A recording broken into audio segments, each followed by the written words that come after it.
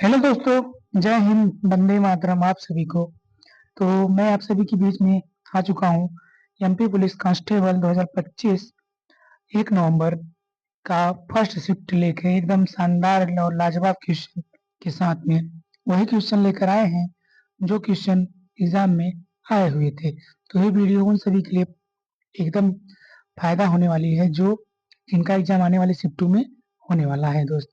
तो आइए, पहले हम जीके जीएस और साइंस करेंगे और उसके बाद मैथ और रीजनिंग को करने वाले हैं एकदम शानदार तरीके से।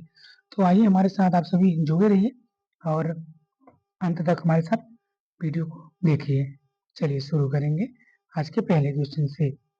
पहला क्वेश्चन पूछा गया था, 100 ड्रमों को बजाने वाला त्योहार कहाँ मनाया जाता है। तो जो 100 ड्रमों का त्योहार मनाया जाता है, यहाँ पे 100 ड्रमों को बजाकर त्योहार को मनाया जाता है, वो मेघालय में मनाया जाता है। तो मेघालय ऑप्शन में दिया गया था जो कि हमारा राइट आंसर हो जाएगा। तो 100 ड्रमों को बजाने वाला त्योहार मेघालय में मनाया जाता है और इसे बांग्ला महोत्सव या 100 ड्रम महोत्सव के नाम से जाना जाता है दोस्त। यह त्योहार मेघालय की गारो जनजाति द्वारा फसल कटाई के मौसम के अंत में उर्वरता के देवता सालजोंग के सम्मान में मनाया जाता है। ठीक है, तो इसको भी आप लोग याद रखेंगे सारे इंपॉर्टेंट फैक्ट जो हैं, क्योंकि जिनका एग्जाम आगे होगा हो सकता है कि पूछा जाएगा। ठीक है, चलिए, तो इसके बारे में बात कर चुके। मेघालय मेघालय भारत में मनाया जाता है और गारो जनजाति इसको मनाती है। तो ये सब भी आप लोग एक्स्ट्रा फैक्ट जो है सब कुछ याद करके चलेंगे। चलिए आगे बात करेंगे। किस शासक के काल में सर्वाधिक यूनानी व्यापार के उद्देश्य से भारत आए थे। बिंदुसार, बृहस्पति, अशोक, चंद्रगुप्त, चार ऑप्शन थे। तो इसमें ऑप्शन है हमारा ये चंद्रगुप्त मौर्य के शासनकाल में जो सर्वाधिक यूनानी व्यापार करने के उद्देश्य से भारत आए थे दोस्त। ठीक है, तो यहाँ पे चंद्रगुप्त हमारा ऑप्शन में दिया गया था, वो राइट आंसर हो जाएगा। अगला आगे बात करते हैं इसके बारे में थोड़ा और। चंद्रगुप्त के काल में सर्वाधिक यूनानी व्यापार के लिए भारत आए थे क्योंकि उन्होंने अपने शासन में सेल्यूकस निकेटर से युद्ध किया था और मेगास्थनीज जैसे राजदूतों को अपने दरबार में आमंत्रित किया था।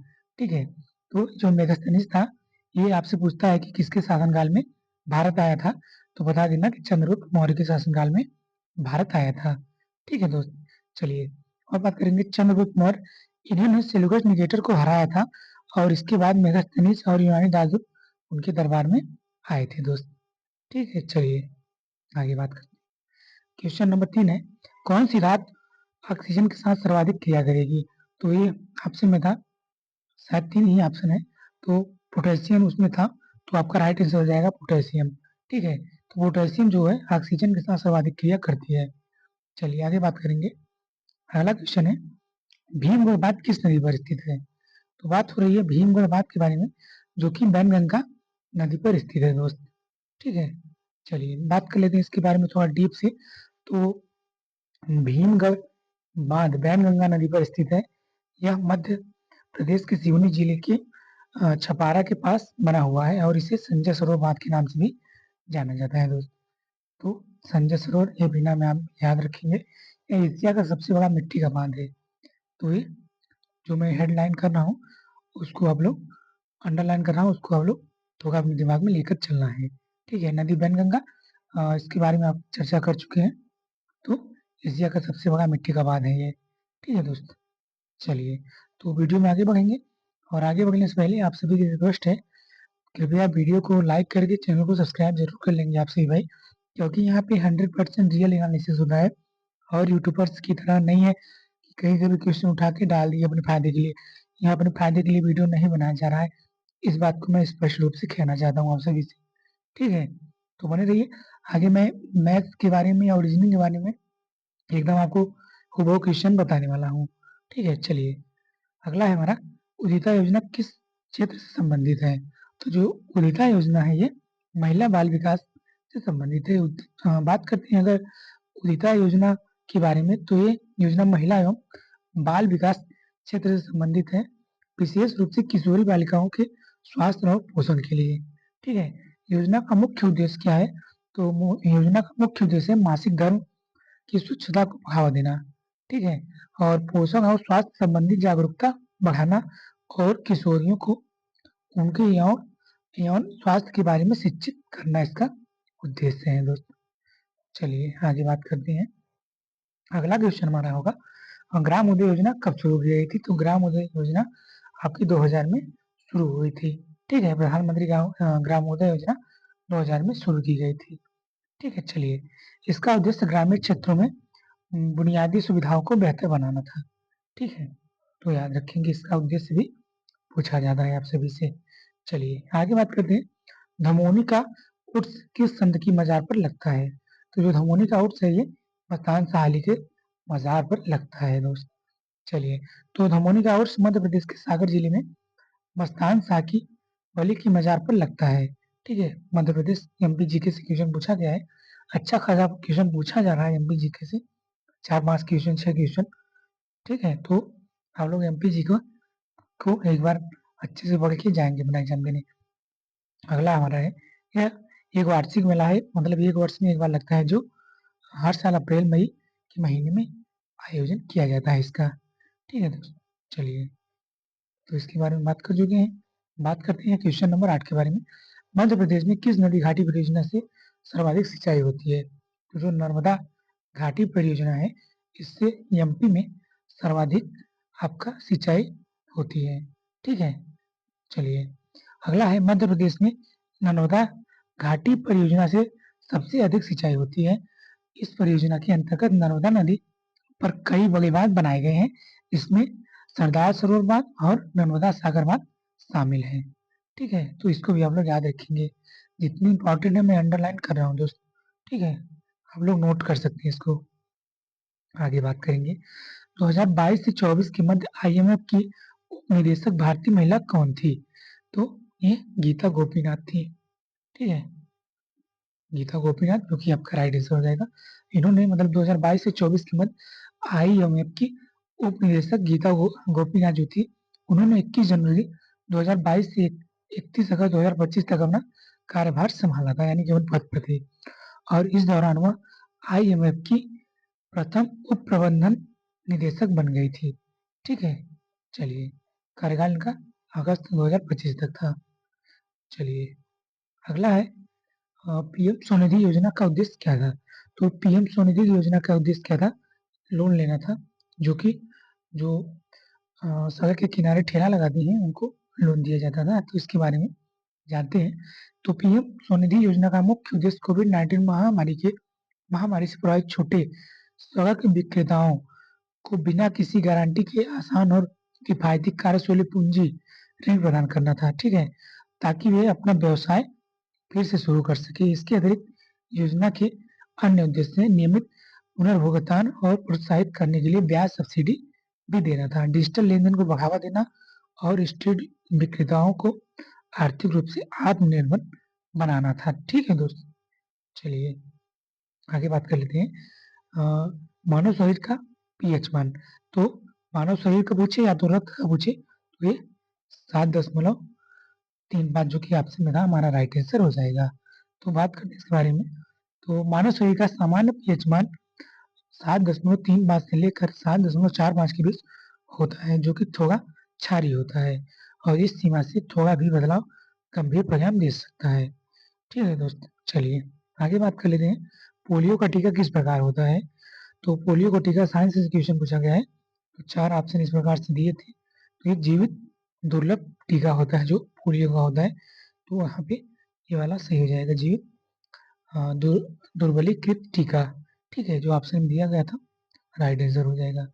अगला है पृथ्वी के केंद्र से चंद्रमा के केंद्र तक की दूरी को क्या कहा जाता है? तो ये कहा जाता है आपका चंद्रमा की कच्ची त्रिज्या। ठीक है दोस्तों, तो ऑप्शन नंबर सी इसका राइट आंसर हो जाएगा। यहाँ पे हमारे टाइपिस्ट महोदय ने ABCD नहीं डाले हुए हैं, तो चलिए एडजस्ट कर दें। चलिए अगला क्वेश्चन है क्वेश्चन नंबर 14। भारतीय राष्ट्रीय कांग्रेस की प्रथम महिला जिन्होंने कांग्रेस अधिवेशन को संबोधित किया था, तो ये कौन थी? तो आप लोग गेस नहीं कर सकते, ये थी कादम्बिनी गांगुली। ठीक है दोस्तों, तो ऑप्शन नंबर डी इस क्वेश्चन का राइट आंसर हो जाएगा, कादम्बिनी गांगुली। चलिए अगला है नॉर्वे की संसद का क्या नाम है? तो जो नॉर्वे है इसकी संसद के बारे में बात हो रही है। तो नॉर्वे की संसद का नाम है स्टोरिंग।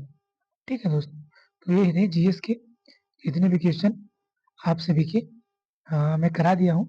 और आप सभी जितना क्वेश्चन भेजेंगे, इनका एग्जाम होता है, तो हमें टेलीग्राम पे भेज सकते हैं या हमारे व्हाट्सएप चैनल पर भी भेज सकते हैं, जिसका लिंक डिस्क्रिप्शन में है।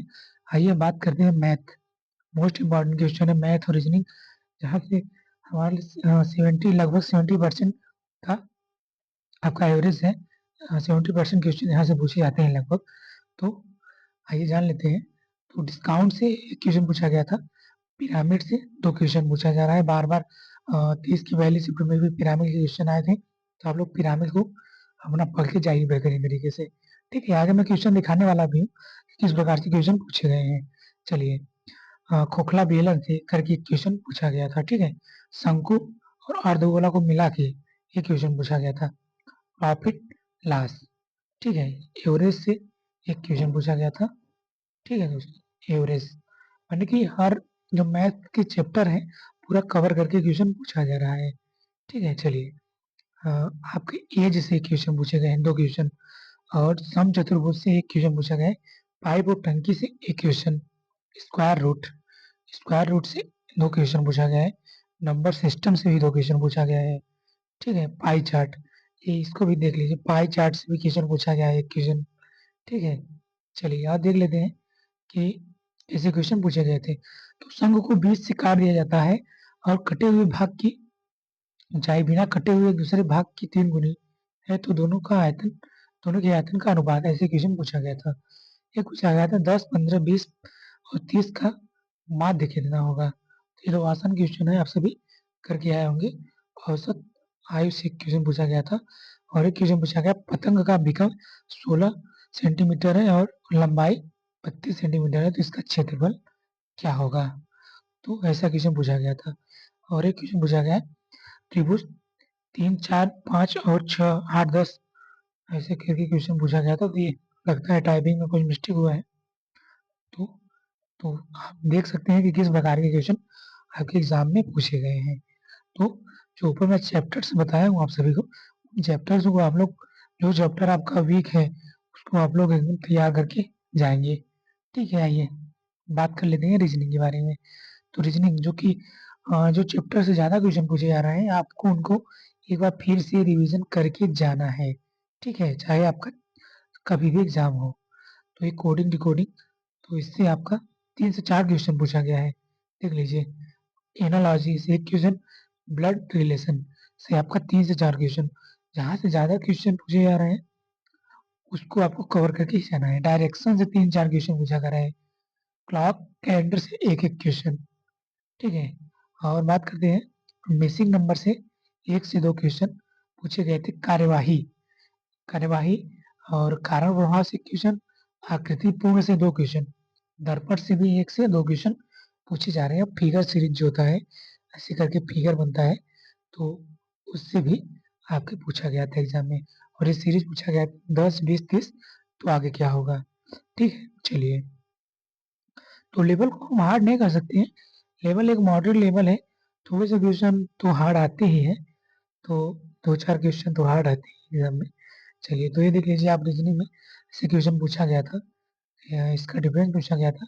और इस प्रकार से पूछा गया था कि 45 डिग्री दक्षिणावर्त में घुमाए और 90 डिग्री आपका वामावर्त में घूमता है, ऐसे करके क्वेश्चन पूछा गया था।